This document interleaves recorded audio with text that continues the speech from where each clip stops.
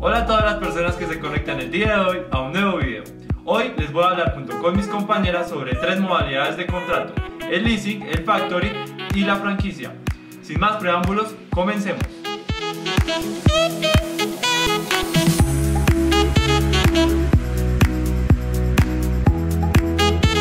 En primer lugar, les voy a hablar sobre el contrato de leasing.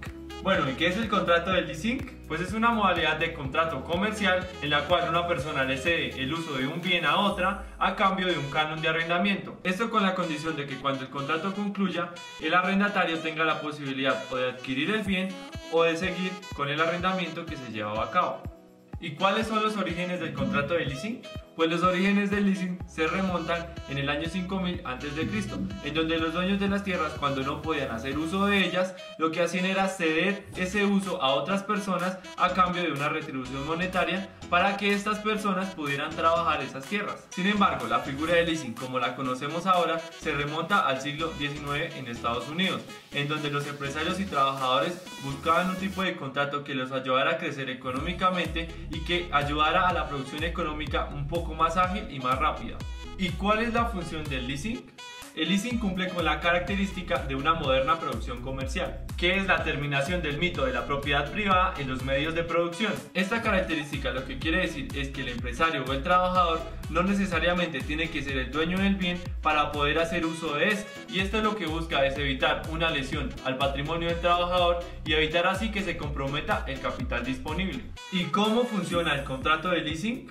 En este caso, el autor Jaime Arrula, en su libro Contratos Mercantiles Atípicos, nos señala 4 pasos que se deben seguir para efectuar un contrato de leasing. La primera es que el leasing tiene que surgir como una necesidad para mejorar el capital de un trabajador. Una vez surja la necesidad, como segundo paso, se tiene que hacer es una planteación de esa necesidad ante una persona que actuará como dadora o como arrendatario y que tomará la decisión de continuar o no con el contrato de leasing.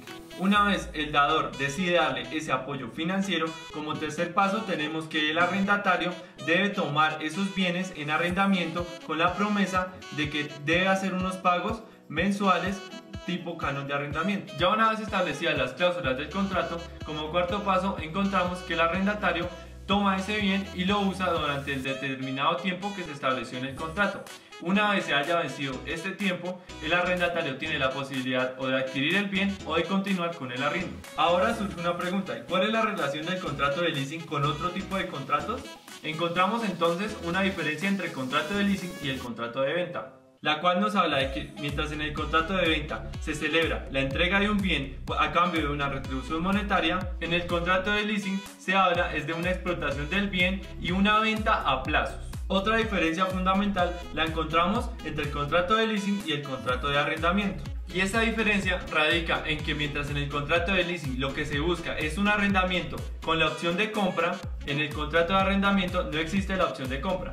Además de esto, encontramos una diferencia entre el contrato de leasing y el contrato de comodato. Y la diferencia entre estos dos contratos es que siempre va a existir una gratuidad en el contrato de comodato y una onerosidad en el contrato de leasing. Ahora bien, ¿cuáles son las características de este contrato? En primer lugar, es un contrato atípico, ya que no se encuentra regulado en ninguna normatividad. Es un contrato consensual, ya que se perfecciona con el consentimiento de las partes. También es un contrato principal, ya que no necesita de ningún otro contrato para poder subsistir o nacer a la vida jurídica. También es un contrato bilateral, ya que surgen obligaciones para las partes intervinientes. También es oneroso, esto debido a que se tienen que pagar unos cánones de arrendamiento. También es conmutativo, ya que a lo que se obliga una parte se mira como equivalente a lo que debe hacer la otra. Es de tracto sucesivo, ya que ambas partes están obligadas durante un determinado tiempo y además tienen varias obligaciones recíprocas. Y por último, es un contrato de adhesión, ya que algunas empresas de leasing tienen preimpreso este contrato con el fin de adherir al usuario de leasing. ¿Y cuáles son las clases de leasing? Pues existen 4 clasificaciones muy importantes de leasing. La primera es el leasing inmobiliario, y es un contrato en el cual el bien objeto del leasing es inmueble. El segundo es el leverage leasing o leasing apalancado. Este consiste en que los recursos que tenga la entidad autorizada para adquirir los bienes provienen de uno o varios inversionistas. Como tercero encontramos el cross-border leasing o leasing internacional. Este contrato se caracteriza en que la entidad autorizada y el locatario se encuentran en países distintos, lo cual refiere a que cada uno es regido por una normatividad distinta. Y el cuarto es el leasing habitacional, que de acuerdo con el artículo 2 del decreto 1784 del 2004 posee dos modalidades. La primera, cuando es destinada a una vivienda familiar. Esto consiste en que una persona le entrega un bien inmueble a otra para destinarlo exclusivamente al uso habitacional y goce del núcleo familiar. Esto a cambio de un canon periódico y con la condición de que al final del contrato esa persona tenga la posibilidad o de adquirir el bien o de continuar pagando el arriendo. Y como segunda modalidad tenemos la destinada a una vivienda no familiar, y esa consiste en que una entidad le entrega a una persona la tenencia de una vivienda a cambio de un canon periódico y con la condición de que al final del contrato esa persona pueda adquirir el bien o pueda continuar con el arriendo. Bueno, y a continuación los dejo con mi compañera Natalia Sofía, que les va a explicar un poco más del contrato de leasing. El contrato de leasing es un contrato de arrendamiento donde una persona o comerciante va a tener el uso y goce de una cosa durante un determinado tiempo. Este contrato la persona lo celebra con una entidad financiera a la cual le va a pagar unos cánones. Al finalizar este contrato, la persona podrá hacerse dueño de la cosa. Decimos que la cosa recae sobre medios materiales de producción, que estos pueden ser determinables o determinados. ¿Qué significa que sean determinables? Pues esto significa que la cosa objeto de este aún no ha sido elaborada. El precio es un elemento importante en este tipo de contrato, pues sin este no se estaría hablando de un contrato de leasing. También tenemos el plazo, que es importante, ya que durante el tiempo que dure este contrato, la persona podrá hacer uso y goce de la cosa. Tenemos que la ley nos manifiesta que este es un tipo de contrato atípico, pues no se encuentra expresamente regulado. Así que las partes se guían por lo que se encuentra contemplado en el contrato. Tenemos que este contrato se puede terminar de dos formas, de una forma normal y de una anormal. Tenemos que la normal sea por el vencimiento del término, donde el comerciante podrá comprar la cosa, devolver la cosa a la entidad financiera o continuar con el leasing. Y tenemos la forma anormal, la cual nos manifiesta que esta se da cuando la cosa objeto del contrato es destruida o por una declaración judicial que manifiesta que el contrato tiene que terminar. También tenemos la figura de que se dé la insolvencia de las partes, la cual nos manifiesta que cuando se presenta la insolvencia, esta no da lugar a que se acabe el contrato, porque frente al comerciante tenemos que este puede llegar a un acuerdo con los acreedores. Y también tenemos a la entidad financiera, la cual nos manifiesta que el comerciante podrá seguir con el contrato. También que si el contrato se encuentra casi terminado, este seguirá produciendo efectos. Y también tenemos finalmente que si el contrato se encuentra en plena ejecución, este sí dará lugar a que termine el contrato y se le reconocerá el contrato al comerciante. También tenemos la figura de la lesión enorme, la cual nos manifiesta que no da lugar a que se presente en este tipo de contrato. Pues la lesión enorme es cuando al vendedor se le paga menos del justo precio del bien en una compra-venta, razón por la cual en este tipo de contrato no da lugar a que se dé, pues se está celebrando un contrato a título de leasing, no a título de compra-venta. Ahora mi compañera Natalia Rodríguez nos hablará sobre el contrato de factoring. ¿Cómo nació el contrato de factoring en Colombia? La Ley 45 de 1923 fue la primera vez que se tocó el tema en nuestro país y le dio la posibilidad a la banca comercial de realizar este tipo de operaciones sin necesidad de modificar la legislación vigente. La Ley 35 de 1993 se encargó de la inspección, la vigilancia y el control a empresas que realizaran compra de cartera. Pero en Colombia nació por la necesidad de los empresarios de usar el dinero que tenían representado en facturas por cobrar, y por esta razón se decide en el 2008 crear la Ley 1230. ¿Qué es el contrato de factoring? El contrato de factoring es un acuerdo por el cual una empresa comercial que llamaremos cliente o factorado contrata con una empresa financiera que llamaremos compañía de factoring para recibir servicios financieros a cambio de una contraprestación. ¿Quién interviene en el contrato de factoring? El primer interviniente es el cliente o factorado. El cliente es quien celebra un contrato con la compañía de factoring con el propósito de liquidar su cartera. Puede ser una persona natural o jurídica que tenga un volumen en su cartera. El cliente tiene unas obligaciones.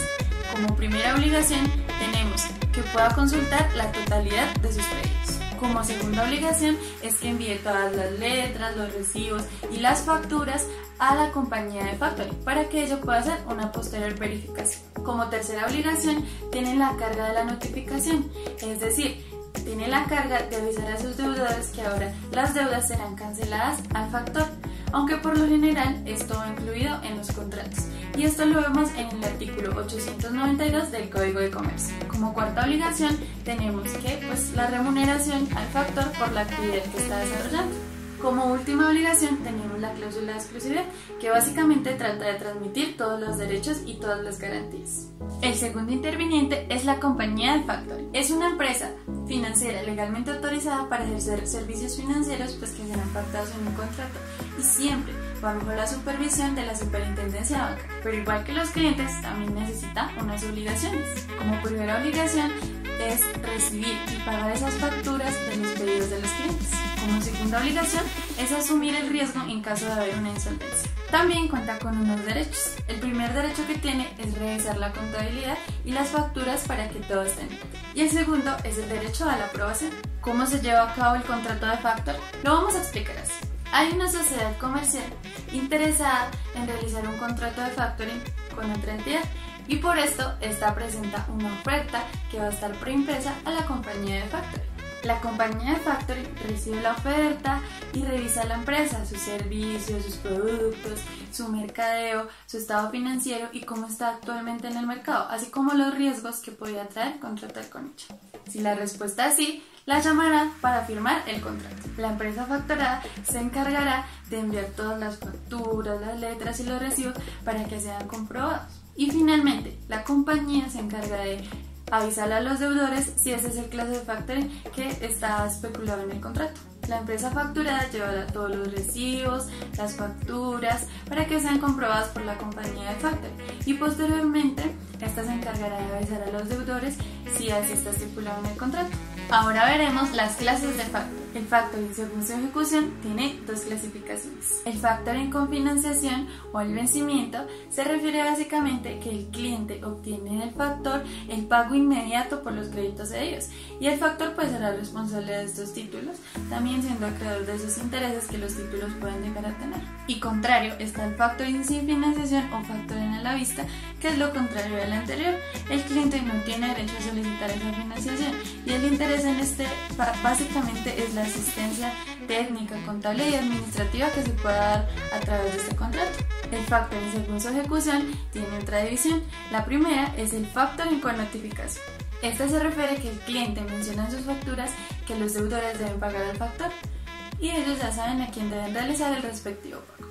Es la facultad también que tiene el factor para cobrar ese dinero que es el valor de los créditos. Por otro lado está el factoring sin notificación, que básicamente es lo contrario. Los deudores no se enteran que hay un factor y el cliente se compromete a remitir todas las facturas y todos los pagos que hagan los deudores. Otra clasificación es según el ámbito territorial. Según el ámbito territorial puede ser el factoring doméstico, que se refiere a que el cliente y la compañía de factoring se encuentran radicados en el mismo país. Encontramos el factoring internacional, que se refiere cuando una de las partes está en un país y otra de las partes se encuentra por fuera del país, del territorio. Y este cuenta con una modalidad como lo es el factoring de exportación. El factoring de exportación se refiere a que la sociedad de factoring adquiere unas facturas de sociedades adherentes en el país a cargo de compradores extranjeros. El factoring de importación se refiere a que el cliente de la sociedad está en el exterior y los compradores están en su propio país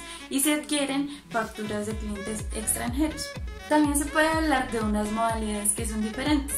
La primera modalidad que podemos hablar es el New Style Factoring, que se refiere a que aparte de las actividades normales que realiza el factoring, pueda realizar unas amplias actividades financieras y administrativas.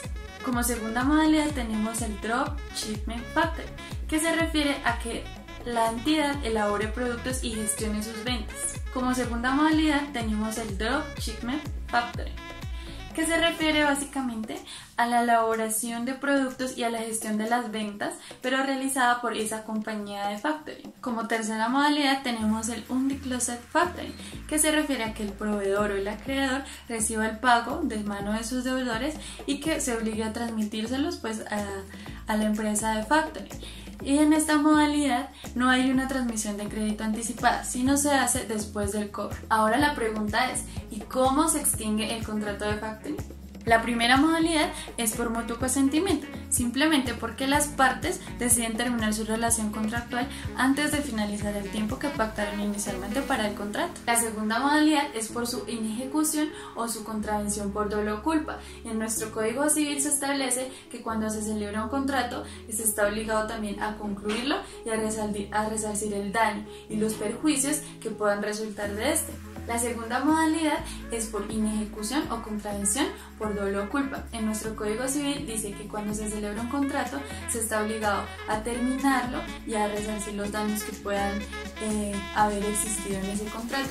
Obviamente todo se hace pidiéndoselo a un juez competente. La otra modalidad que tenemos es por incumplimiento a una condición que se pactó inicialmente en el contrato y básicamente se refiere a cuando se incumple una condición que se pacta en el contrato y pues es necesario hacer una declaración judicial tendiente a rescindir ese contrato. Y por último, los voy a dejar con mi compañera Manuela Yulisa, que les va a hablar un poco del contrato de franquicia. El contrato de franquicia es definido para autores como Murphy y Vanegas como un contrato atípico y bilateral donde una parte llamada franquiciador, que es el dueño de la patente y de la marca, otorga a una persona jurídica, en este caso al franquiciado, que es el beneficiario de la marca, un derecho económicamente e individualmente establecido para la comercialización y explotación de un servicio o producto que está bajo un nombre, una marca, colores, logos, entre otros, a cambio de una contraprestación, que en este caso es el pago. ¿Sabías que la primera empresa de franquicia en llegar a Colombia fue Burger King en 1930? ¿Sabías que la primera franquicia que se creó en Colombia fue la salsamentera Bohemio en 1936? Posteriormente, Cocorico en 1937. Te preguntarán, ¿qué debo hacer para crear una franquicia? Para esto, sígueme. En primer lugar, debes establecer una idea. Debes establecer una idea muy original, de lo contrario nadie querrá comprar tu franquicia. Como por ejemplo Cocorico, que es una franquicia establecida en Colombia, en Pereira, donde a través de una pareja de esposos que en su pizzería, que para su tiempo se llamaba Cocorico, implementaron dentro de su menú un pollo apanado que a nivel nacional se convirtió en toda una popularidad. El segundo elemento es la marca. Tal vez la marca es el elemento más importante de la franquicia, pues es allí donde se va a emplear la imagen de la empresa. Además, se va a presentar al consumidor la idea de negociación. El tercer elemento es el know-how, más conocido como el saber hacer. Es decir, aquí tú debes implementar las estrategias para que tu producto o servicio sea más exquisito, más apetecido por los consumidores. El cuarto elemento son los pagos. Es aquí donde tú vas a indicar al consumidor cuánto vale la idea de adquirir tu franquicia. Como último, se tienen las regalías. Es aquí donde tú vas a exponer al franquiciador cómo se beneficiaría pecuniariamente. Pero, ¿qué beneficios trae el crear franquicia? Para el franquiciador trae una reducción de costos, además el acompañamiento y asesoramiento total en cualquiera de las necesidades, además que desde la casa puede recibir o dar transacciones. Por la parte del franquiciador, este modelo es muy comprometedor, ya que reduce los costos también, además que a través de la marca se puede expandir de una manera muy eficiente, además que bajo este modelo casi no hay pérdidas. Para Alejandro Igares, que es el agente de desarrollo de Subway, este modelo es muy eficaz y eficiente, puesto que no provoca riesgos de decadencia financiera. ¿Pero qué clase de franquicias existen? En sí existen tres clases de franquicias que son las más importantes. La primera es la franquicia por servicios. Esta es definida como no se produce o no se vende un producto en sí, se vende un servicio, como por ejemplo Win, que es una franquicia de marketing digital, o por ejemplo Comus, que es una franquicia de educación. El segundo tipo de franquicia, y es el más común, es la franquicia de marca o de producto. A través de este, el franquiciador establece su marca y producto y lo lanza para los consumidores, como por ejemplo Mr. Churros o como por ejemplo Empanadas Machetico. Como último lugar tenemos la franquicia por distribución, que es donde el franquiciador coge unas marcas, productos o servicios y los presenta ante el consumidor. Te preguntarás si en Colombia existe regulación sobre el contrato de franquicias. Si bien en la actualidad no existe una regulación vigente sobre el contrato de franquicias, por ende se creó el Código de Ética para la Contratación de Franquicias en el 2012, además que se regula por normas del Código de Comercio y el Código Civil. ¿Cuáles son las formas de terminación del contrato de franquicia? Son 4. En primer lugar, tenemos por la extinción o expiración del lapso de tiempo que se contrajo dentro del contrato por las partes. En segundo lugar, tenemos que se puede terminar el contrato de franquicia ya sea por una de las partes, pero se tiene que dar previo aviso a la contraparte. Como tercer lugar, tenemos que la terminación se puede dar por mutuo acuerdo. Y como último lugar, tenemos que la extinción se puede dar porque ninguna de las partes o alguna de las partes no cumplió con lo pactado. Bueno, eso es todo por el día de hoy y nos vemos en un próximo video.